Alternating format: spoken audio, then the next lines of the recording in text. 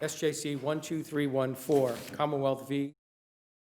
Juvenile, and SJC-12354, Commonwealth v. Juvenile.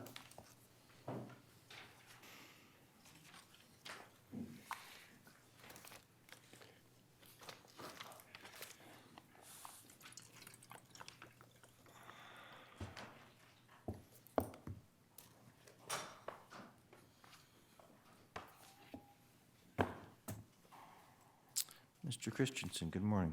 Good morning. Kyle Christensen for the Commonwealth. May it please the court. The juvenile court in these cases dismissed these complaints in the face of probable cause, violating the separation of powers and impermissibly extending the doctrine espoused in Commonwealth v. Umberto H. This court... I'm going to stop you for a moment. Let's separate out from the other case. It was a private party who brought the complaint, not the DA, correct? That's correct. Did the DA exercise any discretion in deciding before arraignment and deciding whether to proceed with the case, or was this simply presented to the judge on the basis of the magistrate's determination? Essentially, it was presented on the magistrate's determination. However, the district attorney handling the case at that time had the opportunity to exercise discretion and elected not to. And in that manner, it did not... And how do we know that? I can tell you, I handled the case in the juvenile court, and so I was present. And I can tell you that it was considered, but the decision to go forward was elected by the prosecuting attorney. And that discretion rests solely in the Commonwealth, which is different from the proposition suggested today in the amicus question, whether the judge has the discretion to dismiss the complaint in the face of probable cause. Counsel, can you elaborate for a minute on the kinds of factors that the district attorney might consider in exercising that discretion? Well, I can tell you that in Berkshire County Juvenile Court, there's a healthy tradition of using the continuance at show cause. This is a practice where the clerk magistrate continues the matter without issuing a complaint. And the facts of this case suggest that it's inherent in the applicant's request that the matter continue to a complaint when that is such a ripe tradition, that the applicant wanted this matter to go forward, and that is taken strongly in consideration in the district attorney's office. In this case, or in that case in particular, the judge's exercise of discretion that is solely in the exclusive executive branch usurped the authority of the Commonwealth to exercise the discretion on its own. Furthermore, that prevents the Commonwealth from presenting the cases that it seems fit, and the court, respectfully, shouldn't be able to interfere with that. Well, that's why I'm sort of wondering here. I mean, certainly the magistrate had the opportunity to say, yes, there was probable cause with regard to, but I'm going to exercise my discretion to not allow the complaint, correct? Your Honor, I accept the clerk magistrate has the authority to defer issuance of a private complaint. I'm sorry, to defer issuance? To defer issuance. To not issue it? Or to not issue, as we saw in Victory Distributors. But as in Victory Distributors, the SJC has found that the Commonwealth stands in a different position. Right, well, I understand that. And that's why I'm wondering whether or not a judge reviewing an applicant's complaint is in a somewhat different posture than when it's a complaint brought by the DA. I suggest that they're not in any different position. That the complaint, once issued and brought before a judge of the juvenile court, must be acted on. The judge does not have the same discretion that would otherwise be available to the clerk magistrate. So you're saying that if let's assume the DA exercises no discretion, and did the DA communicate to the judge that the judge had that the DA had considered the issue and wished to proceed and not null prosit? Was there any communication with the court as to that? The practice in the Berkshire Juvenile Court is for the judge to inquire of the parties how they intended to proceed, and I can report that the Commonwealth reported proceeding to arraignment. Okay, but that was all that was said? To the best of my knowledge, yes. There's a transcript that says that we can look at? There may be a transcript available from the Northern Berkshire Juvenile Court, but I don't believe it's included in the record.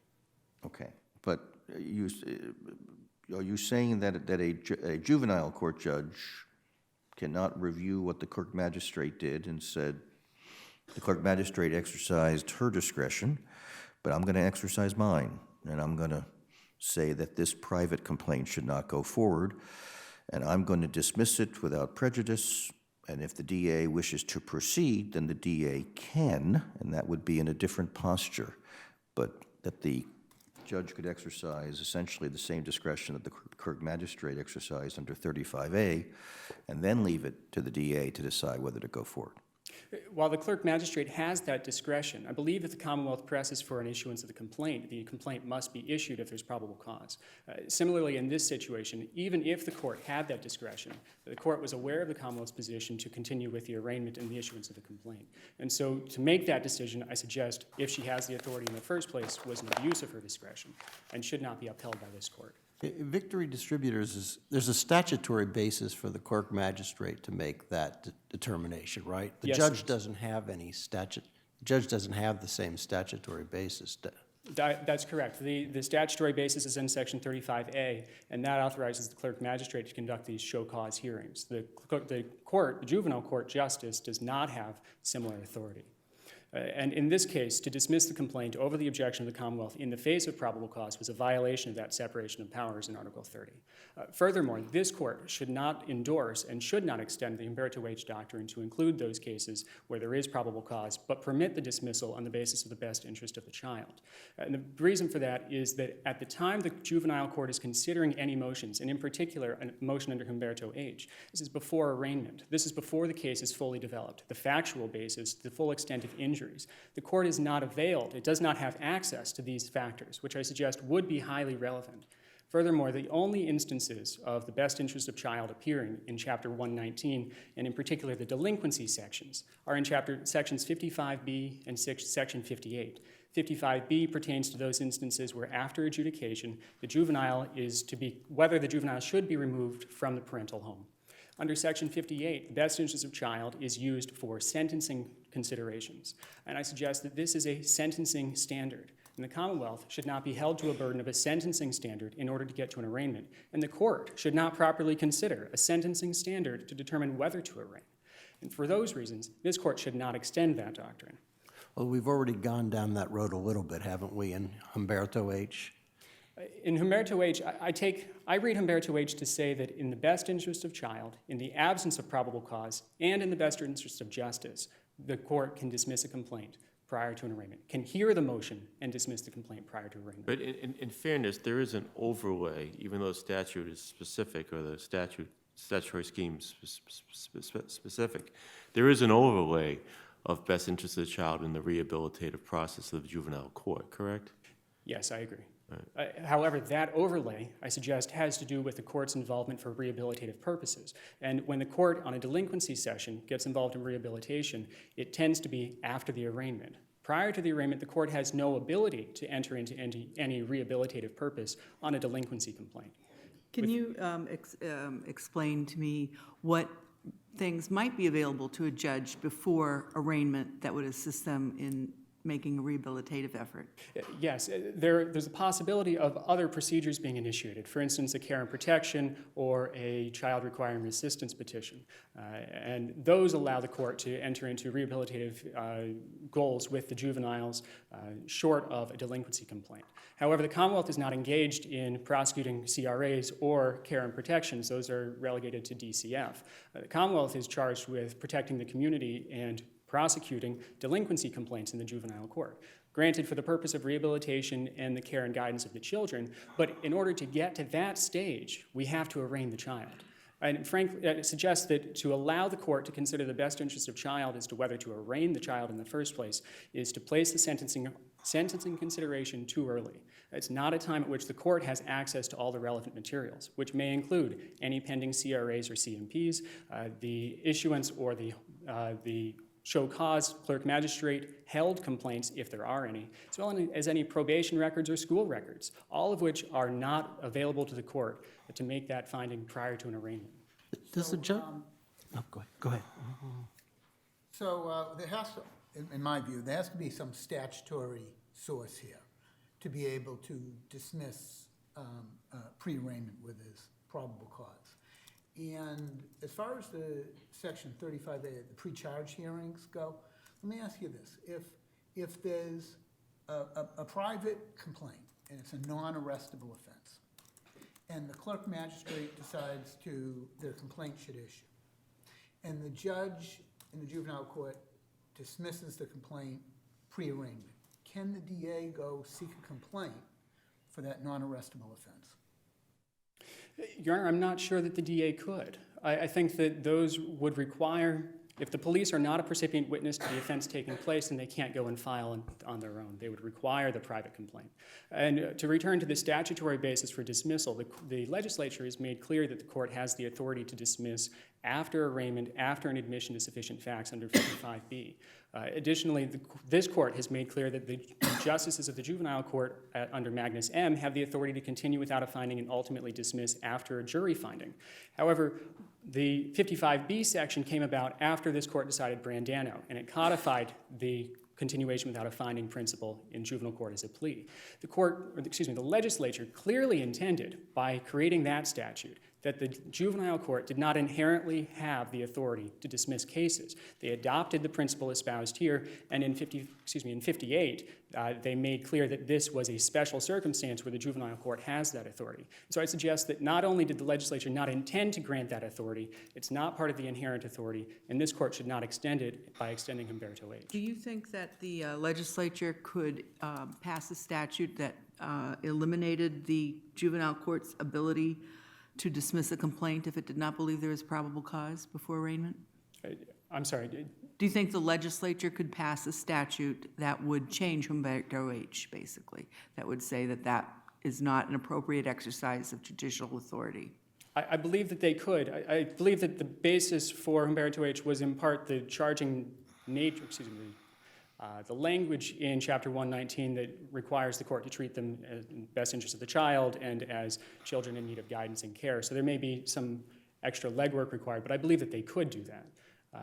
And I'm not asking this court to overturn Humberto H. However, I am asking this court to make clear that when probable cause is established, that's the requirement for the Commonwealth to get to a complaint, and that the juvenile court cannot properly dismiss the complaint when there is probable cause without both violating Article 30 as well as putting them in a position where they're necessarily making a decision that's an abuse of discretion without having the relevant information before them.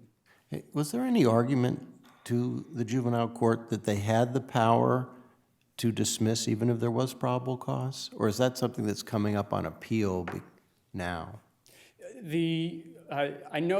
I can tell you that the practice has been to raise that argument. In both of these cases, the juvenile court decided that there was not probable cause.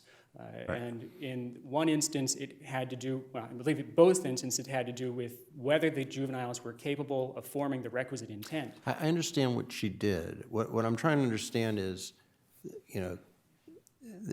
now we have this argument that we can go beyond this, meaning that the juvenile court judge, in the exercise of her discretion, can dismiss a complaint even when there is probable cause. But this juvenile court judge didn't exercise that discretion, right? She just found there wasn't probable cause. Yes, that's So correct. if we were to go further than the record here, we'd have to send it back, right? I suggest you would, that it's insufficient on this record to decide whether the court made an appropriate finding as to best interest of the child, because that wasn't advanced at the motion hearing, and there wasn't an evidentiary hearing, which I'd suggest is required for such a thing to take place. And was this judge even presented with the argument that she could do this? I don't recall. Yeah, I okay. don't recall. And so, in the case, I take it your argument is that the judge basically refound the facts, right? Because we have the two different views in the magistrate's finding, right? Yes, the judge refound the facts, and I suggest she did so improperly. The history of probable cause analysis out of this court is that probable cause is, at this level, is derived using all reasonable inferences in favor of the Commonwealth. And instead, I'd suggest that she found all reasonable inferences in favor of the juvenile to make her finding that there was no probable cause. And just, I may be confused on who's arguing. Are you going to argue both of these cases? Yes. Yeah, okay, so tell me about the facts of the other case, because that seems a little trickier, right? Because we do have the police report indicating that the juvenile is deranged and sort of incoherent in many ways, right? Yes, we do. However, I'd suggest that really that's not an issue for a probable cause finding. The court in that case found that the juvenile was incapable of forming the requisite levels of intent to satisfy probable cause, which sounds an awful lot like criminal responsibility finding in this case. And you rely on the Matthews case for that, right? I rely on Chapter 277, Section 29 in particular, which says that the indictment alone is sufficient to allege the criminal responsibility of the defendant. And I believe that this court would uphold that. The Commonwealth is not held to a burden of demonstrating criminal responsibility to get to an indictment or an arraignment.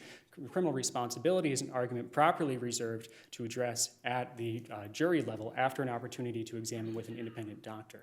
Right, I'm just trying to understand. Their argument in return is that specific intent is different from criminal responsibility, that it's an element of the offense, and it would be part of the probable cause determination.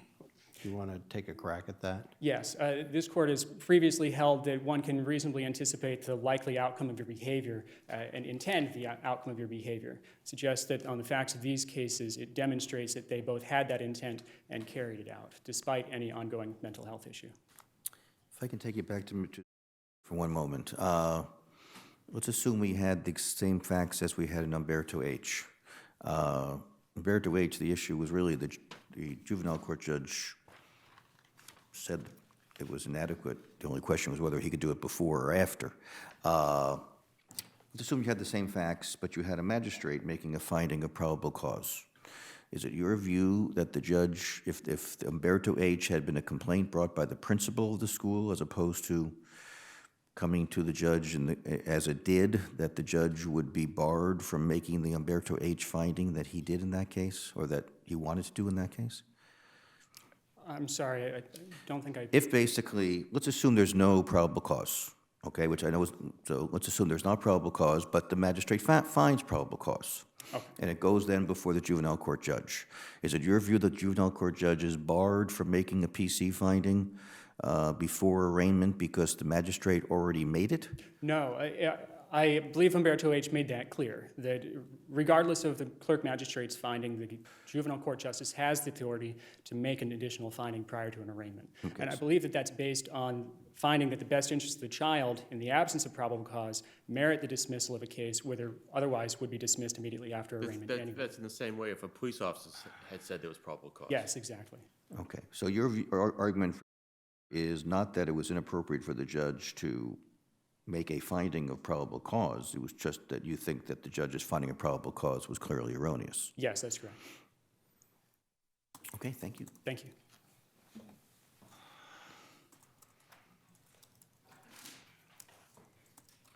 Ms. Templin, good morning. Good morning. May it please the court, Attorney Afton Templin on behalf of Attorney Christopher Evans and I was splitting our time evenly. I'll be addressing the reasons why this court can affirm the judgments, and she'll be addressing the reasons why this court should affirm the judgments in these cases. First, in response to the Commonwealth's argument that best interest is only relevant at isolated incidents during a delinquency case, that flies in the face of the language of Chapter 119, which is a comprehensive child welfare chapter. The best interest is a factor, is the guiding principle that is woven throughout the fabric of the juvenile court in all the cases that come before these justices. For example, there's protective care cases, the CNPs and the CRAs. There's delinquencies and youthful offender cases. In all of those cases, the ability to exercise discretion is entrusted to the judges, not as the Commonwealth would have it to the Commonwealth. An opposing party in an adversarial system is entrusted to the judges. And perhaps more than any other judge in the Commonwealth, the juvenile court justices have this broad range of discretion because they see families and children in crisis on a daily basis, and they probably see the same families and children coming before them across the spectrum of their cases. Where does Article 30 come in? Article 30, quite respectfully, does not. Delinquency cases are not criminal. And if you look at Article 30 and the Commonwealth's argument that we are in charge of criminal prosecutions, yes, they are, but delinquency cases are not criminal, both by statute under 119, Section 53, and this court in Metcalf in 1959, acknowledging that there are legal and constitutional distinctions between delinquency and criminal So cases. are you suggesting then that the the protections that go along in a criminal trial would not go along to a juvenile in a delinquency complaint? Not at all. As 119 points out, that we are providing the delinquency, the offenders with the protections, but along with additional protections because they are in juvenile court, that they be aided, encouraged, and guided, not punished as adult criminals. So the protections are there, but there's additional protections because they are in juvenile court. And as Justice Link pointed out in Walls But Act, also, separation of powers applies to civil cases. I mean, we have separation of powers, it's not just limited to the criminal law, right? it's not, but in this context, clearly in delinquency where it's Commonwealth versus a party, it has that ring to it. You're basically sort of proposing, empowering one person to sort of do everything here. Not to do everything, no, respectfully. So, What can't they do in your world? So in juvenile court, with the discretion that judges have, there are guiding principles and there are factors. There's statutory requirements and there's Oh, language from this court about what they can and cannot do. And as Justice Bosford pointed out in LL. But if they're, in your view, if they're applying their own best interest calculation, they can dismiss things before, they can ignore probable cause findings? No. So Okay. for example, in the cases that come before them, in care protection cases, at the time of removal, they make a determination, is continuation in the home contrary to this child's best interests. In the CRA, the CHINS cases, would it be in the child's best interest to offer informal assistance instead? Throughout the life of every case, best interest is a guiding principle. Do they have authority to dismiss, I don't think they're chins anymore, whatever. The CRAs. The CRAs and the care and protections before any facts are developed or proceedings are taken place? I mean, can they just dismiss the complaints? With the CRAs, what happens when the applicant comes in initially, the clerk is under statute authorized to provide them with the alternative of services. If the applicant denies the services, they then go to the initial hearing. At that initial hearing, the judge makes inquiry as to would it be in the child's best interest to defer and do informal assistance versus the formal application under the CRA. So And that best what interest kind of is woven information through. does the judge have to make that decision at that point? In all honesty, I don't practice CRAs, and I've not gone through an appeal with one. I'm not sure what information they have. I would imagine there would be an application, probably an affidavit, probably a brief conversation with the clerk magistrate. They're much more informal, and I believe my sister does practice CRAs, probably can provide more information on that. In the delinquency complaint also, is it the same? Well, They have less information. The answer to that is it depends. So, when there's an application for a complaint, as there is in district court, there can be, a police report that could come in. In this case, it was a very brief paragraph from the assistant principal and a very brief memo from the paraprofessional, probably 3 or 4 sentences total. That was the information that was attached to the application for a complaint. It then goes into the show cause hearing. This magistrate has taken to writing statements of facts that were presented at the hearing. That is, the magistrate has whatever's attached to the application, and she has whoever's present to speak at that hearing, which is informal. Rules of evidence don't apply. So it depends. So if we apply the LL standard, where the sole focus is on the best interest of the child? No, what I was trying to point out is, when there's a discretionary decision in any context, the standard is abuse of discretion. And under LL, where it's been ramped up a little bit, it actually has some teeth. It's not as rare as flying pigs. It is, did they consider the relevant factors? Is their decision within the range of the reasonable alternatives? And juvenile court judges, like all judges, don't want to be reversed. They're not going to come out and say, I'm just going to dismiss everything because I have the discretion to do that. And the language in Humberto H was quite clear. It's a two-pronged standard. It's best interest of child and the interest of justice. And I would suggest that taking the language in Humberto H, it was a necessary step to the court's analysis to go from, if a judge can quaff a case after a jury has adjudicated this individual delinquent, they need to protect this child from the stigma and the collateral consequences of a case. There's a statutory basis for quaffing a case after the determination. There's no statutory authority for this. I would suggest there is. I would suggest that the statutory language in 119 that mandates judges in Section 53 treat these delinquents as children in need of aid, encouragement, and guidance. And the general policy of 119, that the courts are, to the best of their ability, protect this child. And I think that is the statutory mandate that judges are following. Your Article 30 argument, and please tell me if I'm overstating it, that Article 30 is not necessarily a limitation on decisions in delinquency matters. I'm not sure I understand. Well, you said that you don't really have to worry about Article 30, separation of powers, because a delinquency proceeding is not a criminal It proceeding. is not criminal. So does that mean that, say there's a seizure, and the judge finds after a motion to suppress hearing that there was grounds, let's say, for an inventory search, but the judge thinks that the manner in which the police treated the juvenile on the roadway was not in the child's best interest? Can the judge say, well, I'm going to grant the motion to suppress, even though there was constitutional justification, because Article 30 doesn't provide any impediment?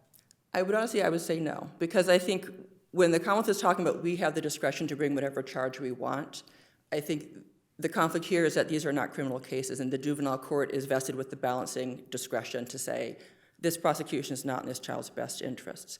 So I think where Article 30 is applied to state action, that's a different question than the discretion to prosecute this child. What role does the DA have? So the DA has the role of, they're clearly an advocate in this position. If you look at the factors that Humberto H has to apply, the best interest and the interest of justice, the Commonwealth's role is to advocate what the interests of justice are, to provide the court with, these are the reasons why this case should go forward. But the judge can just ignore them because they're not.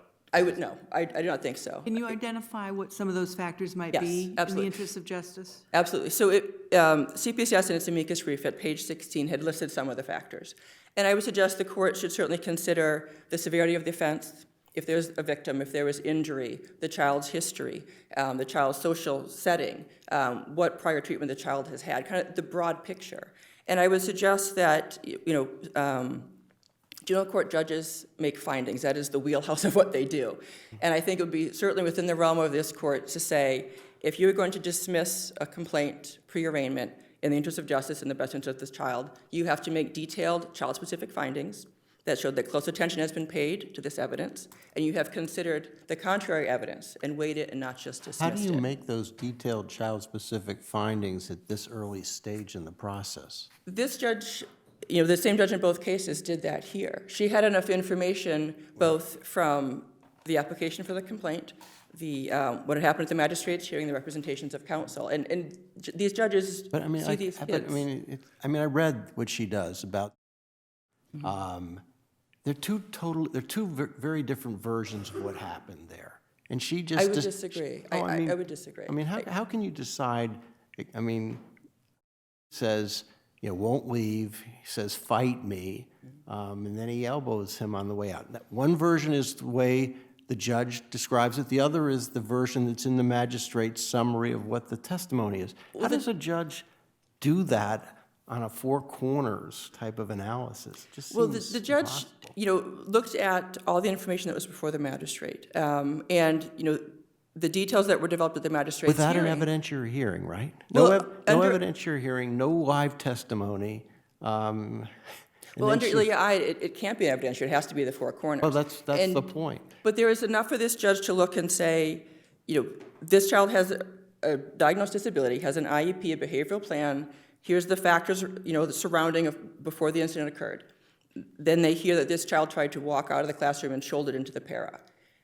Do I think that's enough to charge this child with assault and battery when all these other things behind the incident occurred? The same thing with my sister's client. If you look at not just the elements of the offense, but the surrounding circumstances. Isn't there a difference between whether there's sufficient evidence to charge or whether one ought to be charged? Aren't those two different questions? They are, absolutely. And I think that is perhaps one of the factors the judge can also consider is the strength of the probable cause. Is it a weak case? Is it a strong case? Yeah, but so you got this young child who's got the issues that you referenced, and now he might be facing an assault and battery that's going to be a delinquency finding that's going to be there and have to be dealt with. Maybe that's not a good idea.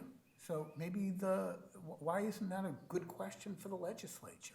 Rather than have unilaterally the judiciary say, if we don't like the charge, because we don't think it's in the best interest of the child, it's going to be not arraigned. That is an important point you're making about whether or not this person should be charged. It is, and I think the legislature has already decided in 1906 that these juvenile court judges, you are the ones who decide.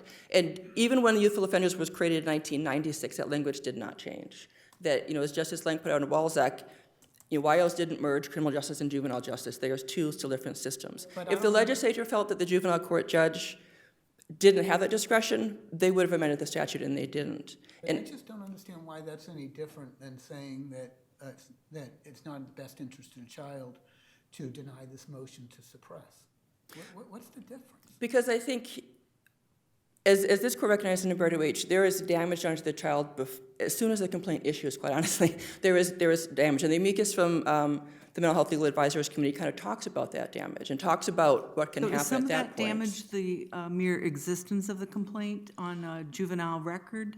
Not just to the record, but to the child socially. The impact that it has being brought into court on that particular child is quite real. It's quite real. But the child's still coming into court, aren't they? Yes, but if you can stop it and nip it in the bud and say, I don't think a prosecution is going to help you, I think a referral to services is more what you need. I can refer you to probation, I can refer you to community-based services, I can refer you to probation. And do the district attorneys make any of those choices at any point, do you know? Not that I'm aware of. I mean, in this Always case, it was... send them on to In these two complaints? cases, it was certainly we're proceeding to arraignment, and they objected to any type of pretrial There's a diversion. juvenile diversion program in Berkshire County. That I do not know. This court, in juvenile court, certainly they have a wealth of services that are available to them. The probation officers in juvenile court are trained with specialized expertise in the services for juveniles. And certainly where the judge, the same judge could refer someone to a service under the CRA. If a child, if the complaint is dismissed, unlike an adult defendant, this juvenile does not just wash out of the court. They are not let out the door scot-free. DCF is there, DOIS is there, probation is there. There's a protective net of services so that if the complaint does not go forward, How is DYS there if the complaint's dismissed? not DCF, strike that. DCF is present in court. I mean, it's all these cases, the CRAs, the CHINs, the CNPs, the delinquency, they're all there. They're all going through the docket. And this court certainly knows the DCF social workers from other cases. Probation knows them from other cases.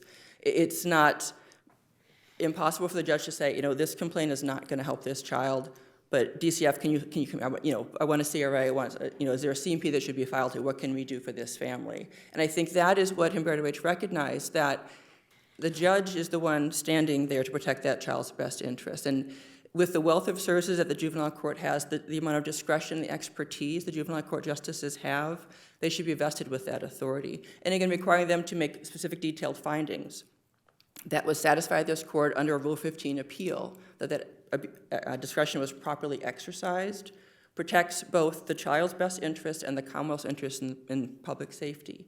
And I would submit in both of these cases, there were sufficient facts for the judge to find that these prosecutions were not in the child's best interest. And Justice Caffey had asked a question about or maybe it was Justice Gantz, about was this issue about dismissal in the face of probable cause in the child's best interest before the judge? And I would say absolutely. The transcript of the hearing in my case, the judge talks about, this is not right. This child has a plan and an IEP, and this is why this happened. This is not right. But my question, it was me, but my question was the issue, I understand the issue of if there isn't probable cause, but was the issue of if there is probable cause, I can still do this before the judge? That legal argument was not raised, but I would suggest that in an unpublished opinion from the appeals court, Kara C., same judge. So the issue has been out there. It was an issue that I raised on appeal, but it's been out there.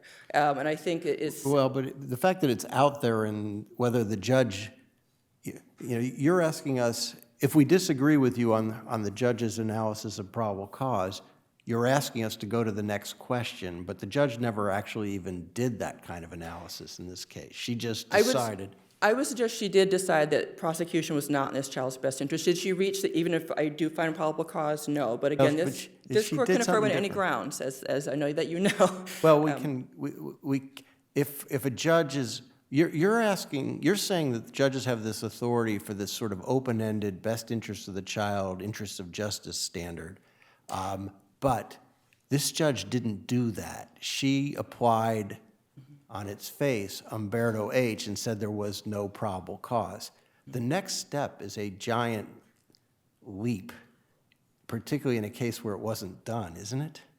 It is, but I think, respectfully, it's a step that this court had already taken in Humberto H., recognizing dismissal in the best interest. Based on that one sentence from Umberto H. that cites Maldonado, is that what? But it's the step before the ultimate decision in Humberto H. That is even more important when there's no probable cause. If it's important to protect a child in the face of probable cause. That is the necessary next step to unbear to wage. So it's a path this court has already taken a few steps down, and I would suggest if this court looks at the history of the juvenile court and the statutory mandate and decades of jurisprudence from this court, giving juvenile court judges and recognizing the discretion that they have to do their jobs on a daily basis, this is not that far out there. And I think this court can set in procedural safeguards to protect the Commonwealth's interest by requiring a judge to make findings and rigorously applying the abuse of discretion standard as it does. All right, thank you. Thank you. Ms. Edmonds, we haven't forgotten you. I was just thinking that maybe I should just sit there. Laura Krismer Edmonds on behalf of the other juvenile in SJC-12354. And I do practice in Berkshire County as well as in the defense bar, so if there's any particular questions, I would welcome them. I wanted to start my argument. Let's start, is there a diversion program? There is sort of through the Commonwealth, they take cases that they are going to divert. When you say through the Commonwealth, do The you mean Commonwealth has district control, attorney? yes, over that, and I would defer to the Commonwealth on that. But there are cases that they choose not to proceed. They offer basically a 276-87 as a way of diverting the cases. And I would, just on behalf of Berkshire County, they do that quite a bit. However, there are cases, and I wanted to kind of, I'm doing my whole argument backwards because you guys asked a lot of the questions I was prepared to do. I did want to direct your attention to the issue about that you were asking regarding whether, if in these cases, if it was decided on probable cause. And I would suggest, as to my case at least, SJC-12354, that although the judge went through great lengths discussing probable cause on page 5 of her decision, which is at page 37 in my brief, she says it's not only in the best interest of the child and the interest of justice to dismiss these 4 charges prior to arraignment. The child is in need of aid. He needs resources that will help him understand his mental health status and how to ensure stabilization moving forward. What the child does not need is the risk of a carry affecting his access to necessary services. And so I would suggest that, although I hear what you're saying, that the court, knowing sort of, because KRC was out there knowing that, I think what she did is kind of do both things at the same time. And certainly I think on my case, this issue that was suggested in terms of the amicus is ripe for deciding by this court. It is unclear, I think. I also practice in other counties in the western part. I do think judges are a little unclear about what exactly, and they're looking for some guidance from all of you. Can I ask you about the mens rea finding that she made Yes. on your client? And certainly the facts are pretty troubling, as you argue. If you were an adult court and someone with similar facts were charged and indicted by a grand jury, would you have a viable McCarthy motion? I think so, yes. I do think that there would be a viable, based on these facts. I do think, unlike an adult, though, you have the combination of the child's age. He was quite young. He's 12 years old.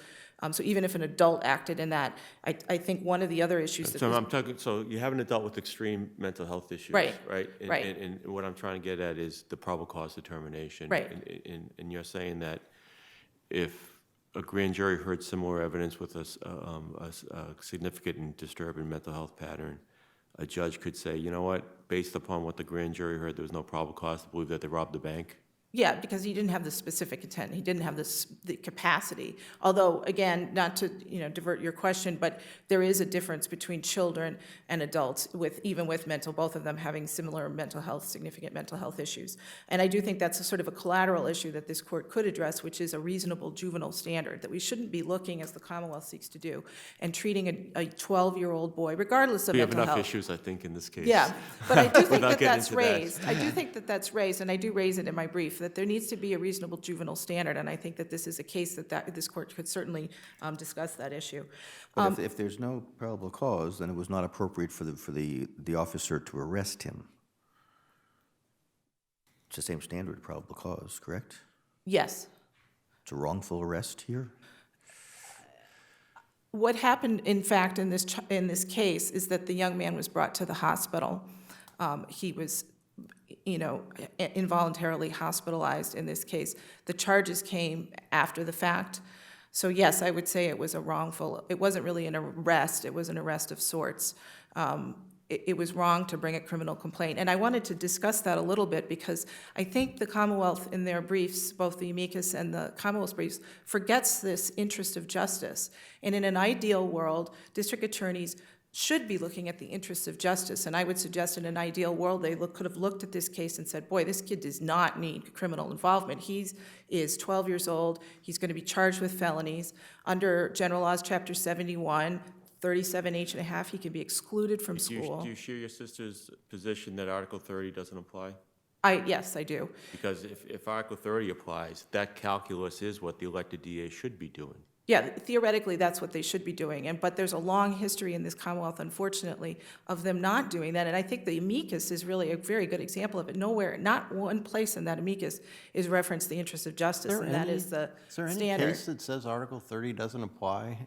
There's not a case that says Article 30 doesn't apply. We're But hoping Article that you will 30 make it. applies to all of government. I'm Yeah. confused by that I think what the way I look at it is not so much as a black and white like it's being proposed, but I think Article 30 has to be read in conjunction with Chapter 119, Section 53, which was enacted in 1906. So it is a very old statute, and even back at that time, they said, we're not going to treat these young people as criminals. We're going to treat them as children in need of aid and encouragement. That's a statutory argument.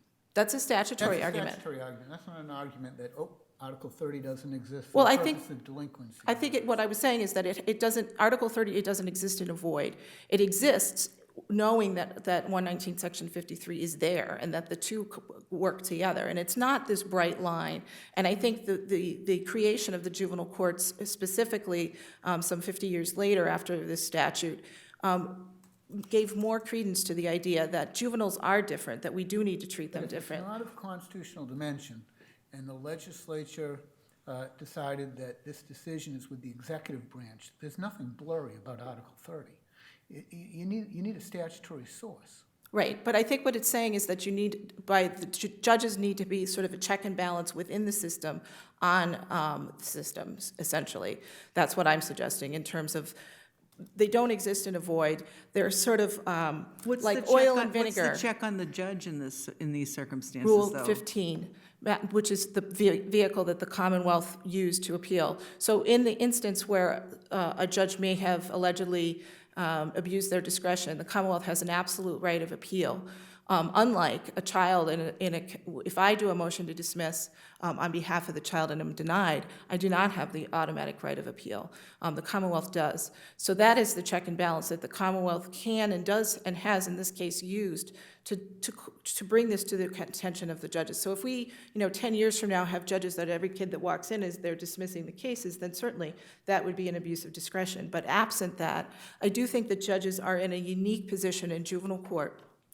One of the things my sister got into a little bit is that these judges, and this is particularly true in the smaller counties, they see these kids come in on C&Ps, they see them come in on CRAs, they see the whole panoply of, their grandfather was here 20 years ago. They know these families, which sometimes is a problem when you're trying to practice in the county. But they know these families, and they should be given, and I think that's probably true even here in Boston, that they know these families. It's the same people that are coming in and out. And they have the ability to look at this child and say, hey, this child doesn't need to be prosecuted as a criminal. This child needs mental health services. This child needs not to be excluded from school. And I did want to reference the mental health legal advisors amicus. That's just a huge mountain of data for you to use to explain why, what we should do. If I can step you back for a moment. Let's assume for the moment that the judge does not have the authority you wish, but still feels precisely the same way. Mm-hmm. What can the judge do after arraignment? Well, I suppose theoretically I could bring a McCarthy-Odell motion and move to dismiss on that avenue. Same standard of probable cause, however. Same standard of probable cause. So I could sort of try chipping at Right. a little bit. Let's assume they proceed to trial and Right. your client is found delinquent. Mm-hmm. What can the judge do at that point? Under that point, they could, do a continuation without a finding under Magnus M. They could theoretically dismiss the case upon a finding of delinquency. But that doesn't address any of the huge collateral consequences for kids. For example, I have 2 children that are college age. There's now questions on the financial forms. Have you ever been charged with a crime? Not have you ever been convicted or adjudicated delinquent, but have you ever been charged with a crime? Employers now have gotten savvy. They don't just ask, have you ever been convicted of a felony or convicted or adjudicated of a crime? They ask, have you ever been charged with a crime? This impacts kids on a huge variety of circumstances. Similarly, having a Corey or a Carrie and just coming up with a hit, even if in the instance of Justice Gantz was just giving, I get a not delinquent, that's often sort of a day late and a dollar short for children. That doesn't matter because it comes up with the hit on the Corey. In closing, I did want to suggest to the court that you are ripe to expand Humberto.